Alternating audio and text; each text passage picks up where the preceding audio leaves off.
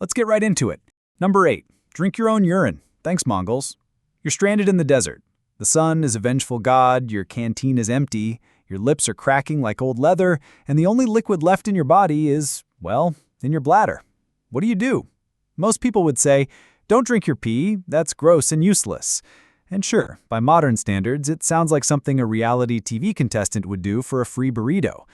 But here's the plot twist. The Mongol Empire, one of the largest and most efficient war machines in history, trained their soldiers to drink their own urine when water was scarce. And not just a sip. We're talking full-on hydration strategy. Now, before you start prepping your survival flask, let's be clear. Urine is not a great drink. It's full of waste. Urea, salts, toxins your body literally tried to get rid of. But in a true survival scenario, true last resort, you're dying tomorrow if you don't, it can buy you a few extra hours. The Mongols weren't dumb. They knew it wasn't ideal, but they also knew dehydration kills fast, and even recycled water is better than none. Think of it like reusing a coffee filter 5 times. It's not clean, but at least it's still wet. Modern survival guides still list urine drinking as a last resort, not a solution, but a Hail Mary pass to your future self. And if you're ever stuck in the wild with no water, just remember, Genghis Khan's army probably did worse things for less. Basically, your pee isn't a sports drink, but in the right apocalypse, it might be the only hydration hack your body's got. Number 7. Sleep with your horse. Seriously, Mongols again. Imagine this. You're on a 10-day ride across the frozen steppes, wind howling like a banshee with a grudge, temperature so low your spit hits the ground as ice. You've got no tent, no sleeping bag, just your horse and your wits. What's your move? Build a fire? Nah. Dig a snow hole? Too slow. The Mongol cavalry had a better idea. Snuggle up with your horse. Not just near it, on it. Some riders would literally drape themselves over their steeds like a sad frozen burrito, using the animal's body heat to survive the night. And get this, it worked. Horses are massive, warm-blooded beasts that generate serious heat. A single horse can radiate up to 150 watts of warmth. That's like sleeping next to a space heater with hoofs. By wrapping themselves around the animal, Mongol warriors could maintain core temperature even in negative 40 degrees F conditions. Bonus, the horse's breathing helped keep the air around them from freezing solid. It was like nature's version of central heating, with occasional kicks.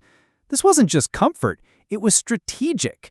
While enemy armies huddled in camps, vulnerable and slow, the Mongols could ride farther, faster and longer, surviving conditions that would cripple others. Their bond with horses wasn't just cultural, it was a survival superpower.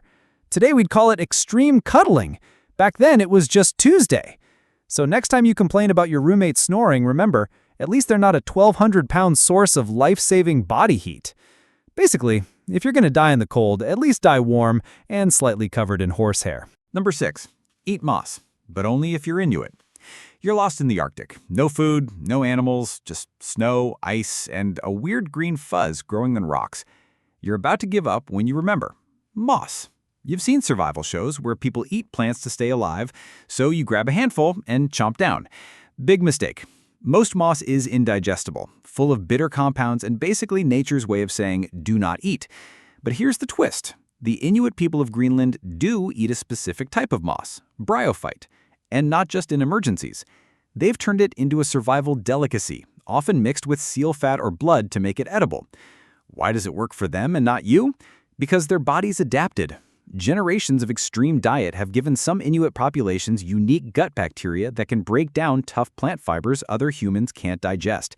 It's like their intestines have a VIP pass to the inedible club. For everyone else, moss is just a salad you'll poop out unchanged, like a sad green time capsule. But the real genius isn't just eating moss, it's knowing which moss. There are thousands of species, and most are useless or toxic. The Inuit use traditional knowledge passed down for centuries to identify the 1 or 2 types that won't kill you. That's thousands of hours of ancestral trial and error. Literally. Grandma died trying this one, so don't. So while you shouldn't come munching on sidewalk moss anytime soon, it's a reminder. Survival isn't just about willpower. It's about culture, knowledge, and not eating the wrong shade of green. Number 5. Pretend you're already dead. Thanks to Australian Aboriginals. Picture this. You're being hunted, not by a person, by a spear, and the guy throwing it is really good at it. What's your move? Run? Dodge? Try to reason with him mid-flight? Nope. The ancient Aboriginal warriors of Australia had a better trick. Play dead. But not like lie down and hope. We're talking full method acting. They'd collapse, go completely limp, stop breathing audibly, and even let their eyes glaze over like they'd already shuffled off this mortal coil. And here's the kicker. It worked. Because in many tribal combat codes, killing a dead person was considered taboo, spiritually dangerous, like kicking a corpse. So when the attacker came to check, they'd see a body, assume the fight was over, and walk away.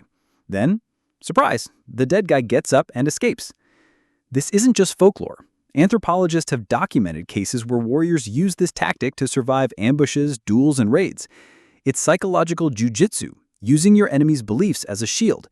And it only works because humans are hardwired to respond to signs of death. A limp body, blank stare, no breath. Our brains go, okay, threat over, even if we know it might be a trick.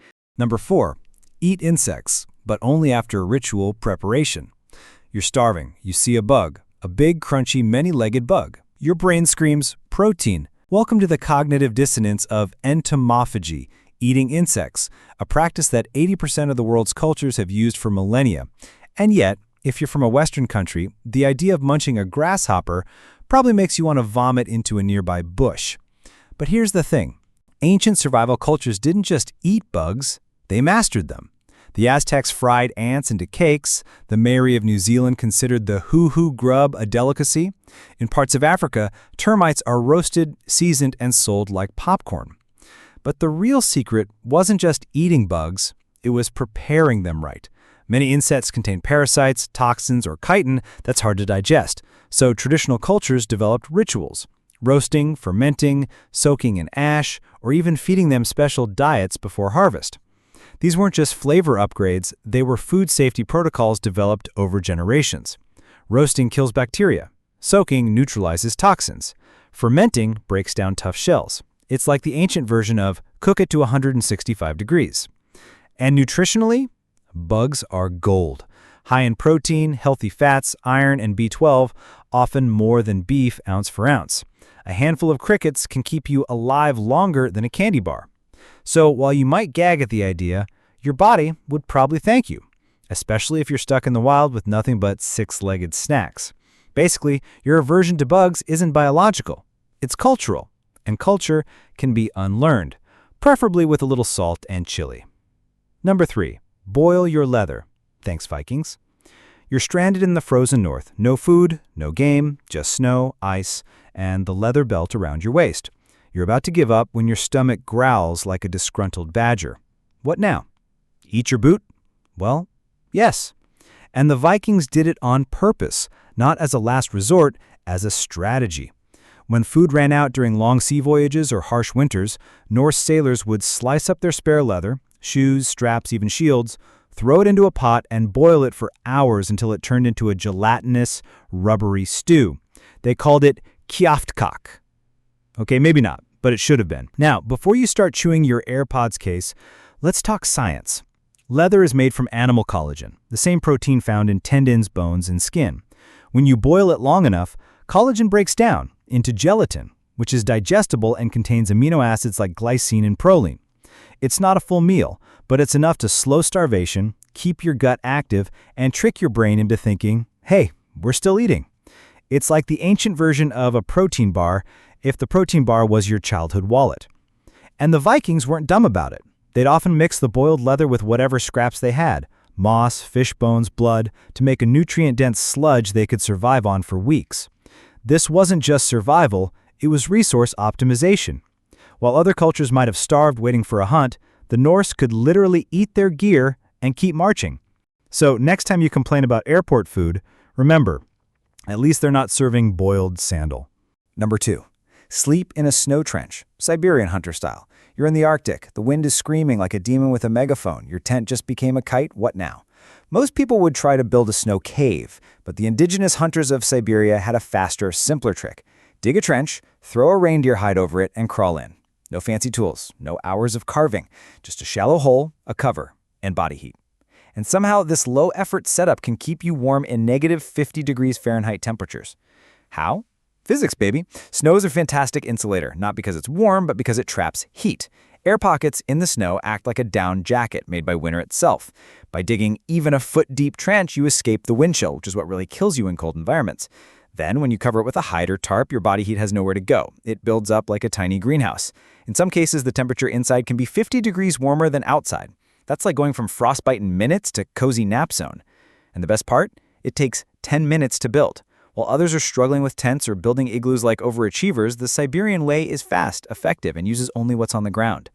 Even modern Arctic explorers use this method because sometimes the simplest solution is the one that's been working for 10,000 years.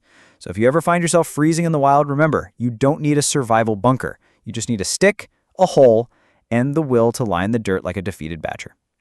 Basically, the best bed might not be 4-poster, it might be 4 inches of snow and a dream. Number 1, drink animal blood. Maasai warriors, let's go.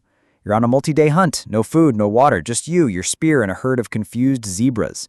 You take one down, but you can't carry the meat, so what do you do with the blood? Pour it out. Nah! If you're a Maasai warrior from East Africa, you pull out a hollow reed, stab the animal's neck vein, and drink it fresh. And not just a sip, we're talking pints of warm, iron-rich, slightly metallic liquid straight from the source. And before you gag, this isn't just survival porn. Blood is incredibly nutritious. It's packed with protein, salts, iron, and water. Basically nature's IV drip. In dry environments where clean water is scarce, animal blood can be a lifesaver. The Maasai have done this for centuries, often mixing it with milk or storing it in ostrich shells for later. It's not just food, it's medicine, hydration, and ritual, all in one. And yes, it's risky. Raw blood can carry diseases like brucellosis or E. coli, but in a survival context, the benefits often outweigh the dangers, especially when dehydration will kill you faster than a slow infection. Plus, fresh blood from a healthy animal is far safer than, say, that mystery meat you ate at the gas station in Nebraska. Modern special forces have even studied this tactic. In extreme scenarios, drinking blood can extend survival time by days. Not forever, but long enough to make it back. That's all for today. I'll be making similar videos in the future. Subscribe to see them.